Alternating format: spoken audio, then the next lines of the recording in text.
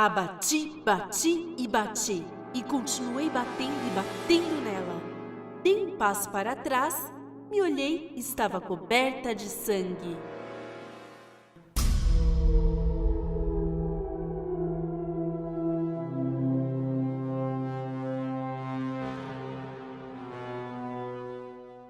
Uma das situações mais angustiantes que podemos passar é a infidelidade de nosso parceiro.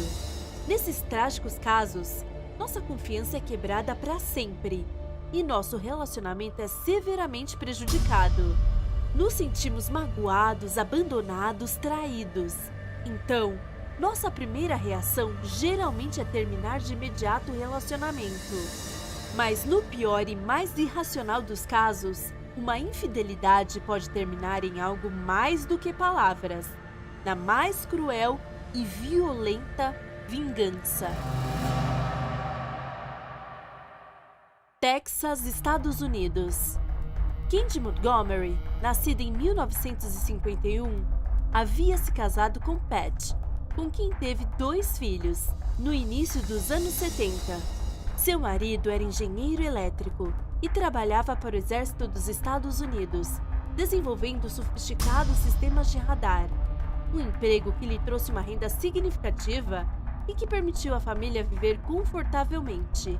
Aos 29 anos, Candy se dedicava às tarefas domésticas. Passava horas cozinhando, limpando, lavando roupas, realizando tarefas de decoração. Era a dona de casa perfeita. Candy tinha uma grande devoção pela religião e assistia regularmente à missa. Foi assim como conheceu Betty Gorey, uma professora de ensino fundamental que se tornaria sua melhor amiga. Ambas frequentavam o Templo Metodista de Lucas, próximo de Willie, um centro espiritual que abrigava muitos paroquianos em busca de um lugar para se encontrar e fazer novos amigos. Com o tempo, Candy e Betty também criaram um vínculo com suas respectivas famílias. Mas quando Candy conheceu Alan, o marido de Betty, algo aconteceu com ela. Seu coração começou a bater descontroladamente e muitas borboletas começaram a voar em seu estômago. Nervosismo, atração, paixão. A conexão com Alan havia sido imediata. Tudo aconteceu no final do verão de 1978, quando Candy e Alan estavam jogando uma partida de vôlei no centro religioso. Em uma jogada, enquanto tentavam pegar a bola ao mesmo tempo, colidiram acidentalmente um no outro.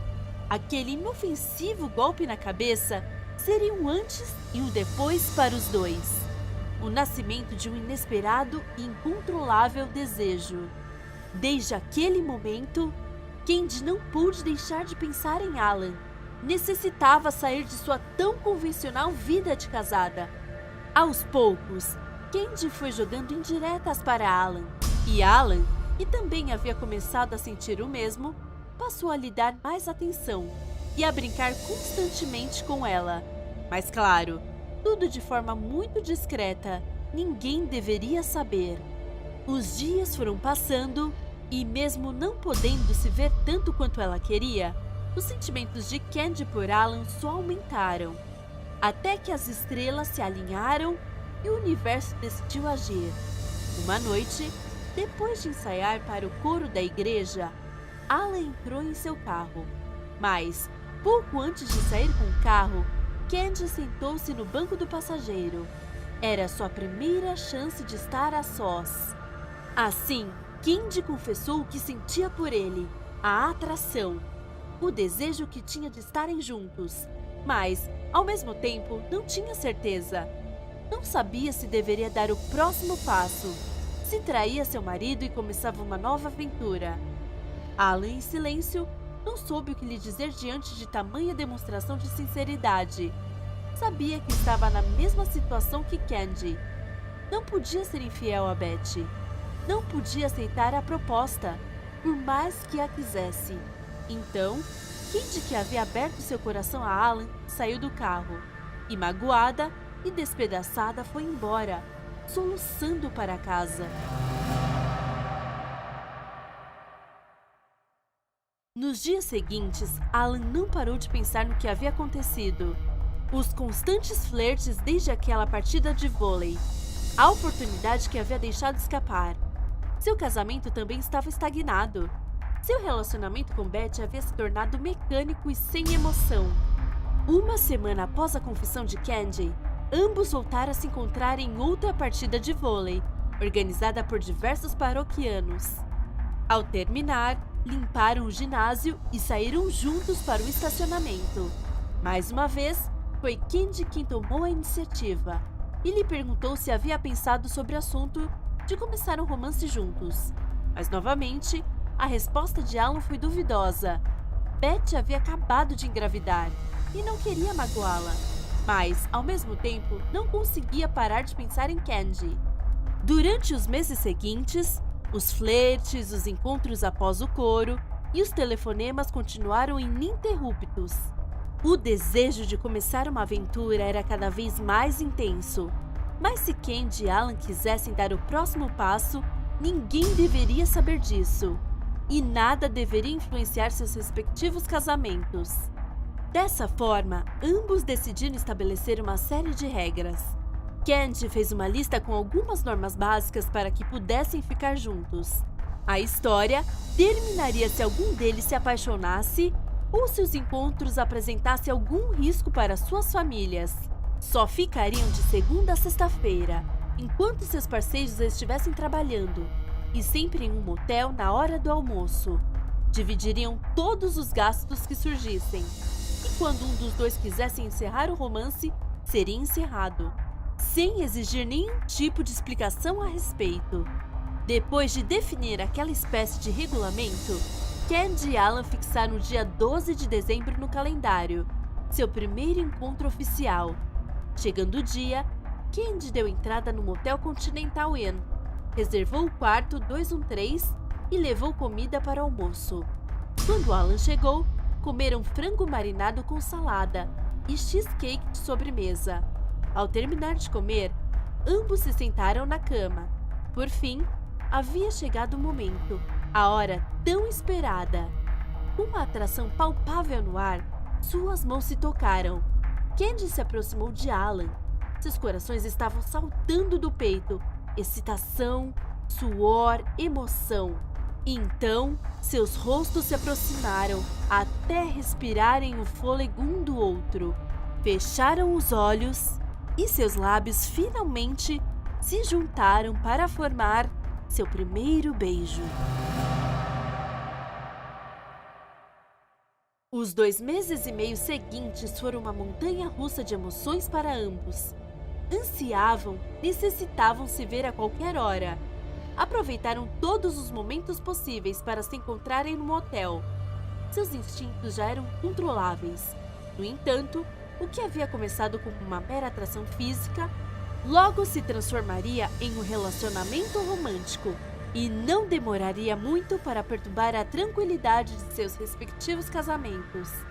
Quando a segunda filha de Alan e Beth nasceu no início de julho de 1979, Candy começou a mostrar-se cada vez mais possessiva e ciumenta.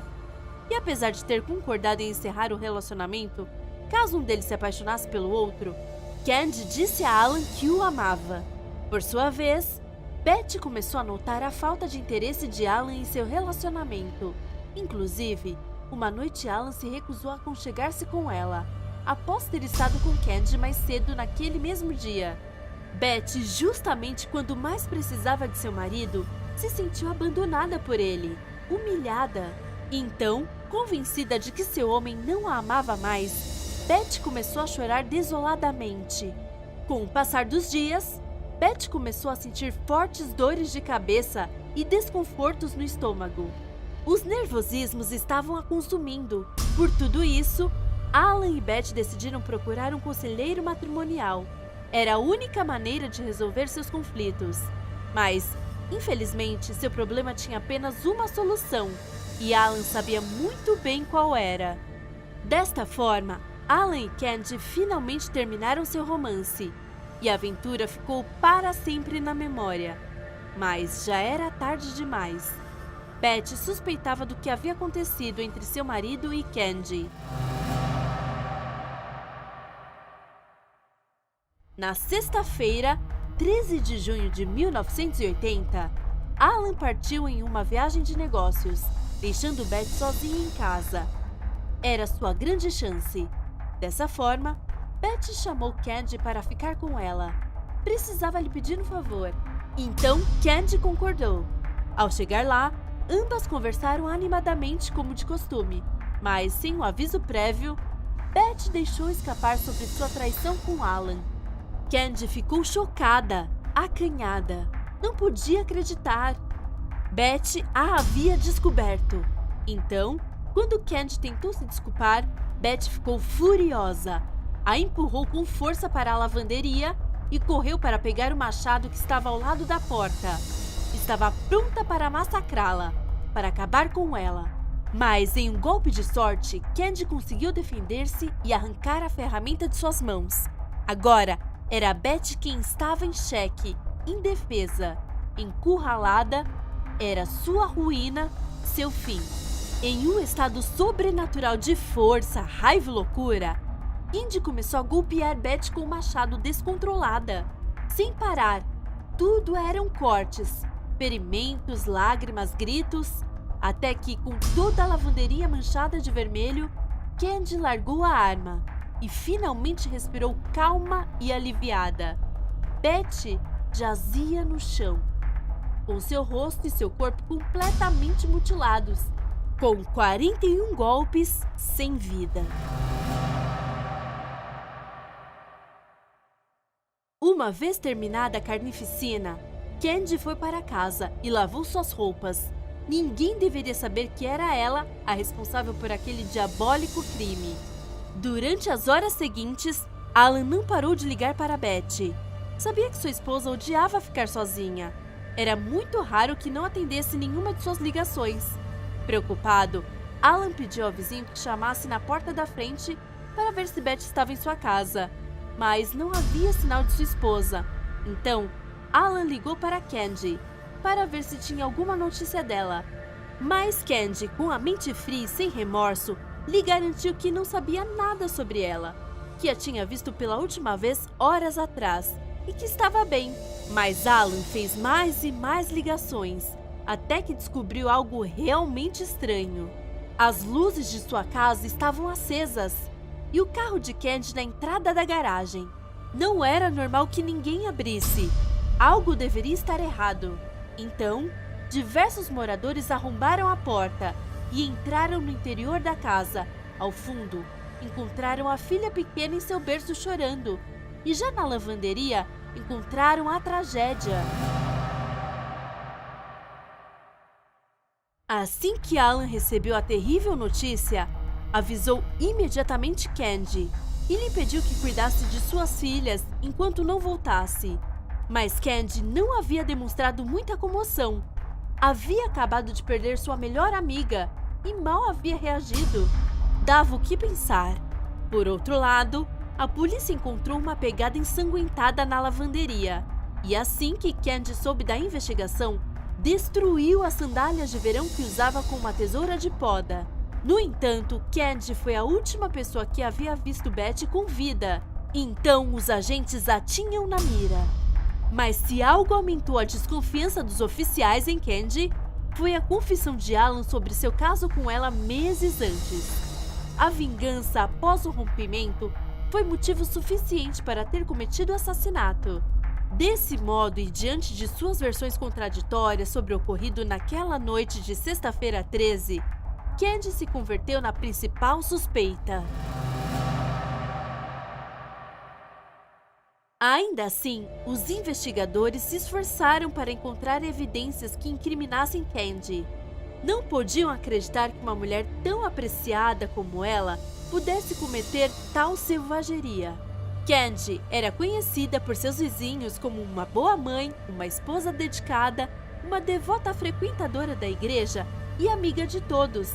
Ninguém sabia de onde havia tirado aquela extraordinária força física para empurrar o machado e golpear sua fiel companheira 41 vezes. Enquanto isso, Candy contratou Don Crowder, um dos melhores advogados de defesa. E também o Dr. Fred Faison, psiquiatra e hipnotizador clínico. Precisava dos melhores profissionais para mostrar que sua incontrolável raiva era resultado de seus numerosos traumas de infância. No julgamento realizado em outubro de 1980, a expectativa era máxima. Candy estava enfrentando uma condenação por homicídio. Então, tomou a palavra e deu sua versão dos acontecimentos. Beth havia atacado primeiro. Ela apenas tentou se defender. Naquele instante, Candy garantiu que havia entrado em estado de devaneio, que estava completamente fora de controle. A bati, bati e bati, e continuei batendo e batendo nela. Dei um passo para trás, me olhei e estava coberta de sangue, explicava entre soluços. Negou ter planejado o assassinato. Se mostrou horrorizada quando lhe mostraram o machado que havia usado. Não me façam olhar para isso, disse ela, e desculpou sua macabra reação homicida com um "me assustei". Por tudo isso, o júri tomou uma firme decisão e exonerou Candy, alegando que agiu em legítima defesa ao acabar com a vida de Beth. A sentença caiu como uma jarra de água fria para seus vizinhos. Estavam chocados, mas nenhum deles poderia fornecer um testemunho que refutasse a versão de Candy. Na saída do tribunal, uma multidão enfurecida tentou impedir que a acusada saísse do local, sob gritos de "Assassina! Assassina!". Desta forma, Candy fugiu da multidão e estava finalmente livre de acusações. É claro que diante da infidelidade, nunca devemos reagir como Beth ou Candy. Se rompermos com o nosso parceiro, por mais que doa, devemos sempre respeitá-lo e terminar da maneira mais cordial possível. As infidelidades podem ser muito angustiantes, mas o que nunca devemos fazer é esse tipo de vingança. Porque se não temos a capacidade de ressuscitar os demais, então não temos o direito de tirar suas vidas. Na sexta-feira, 13 de junho de 1980, uma dedicada dona de casa matou sua melhor amiga e esposa de seu ex-amante. Mas apesar de ter acertado 41 golpes com o machado, a mulher foi declarada inocente ao ter agido em legítima defesa. Era Candy Montgomery, a assassina do machado.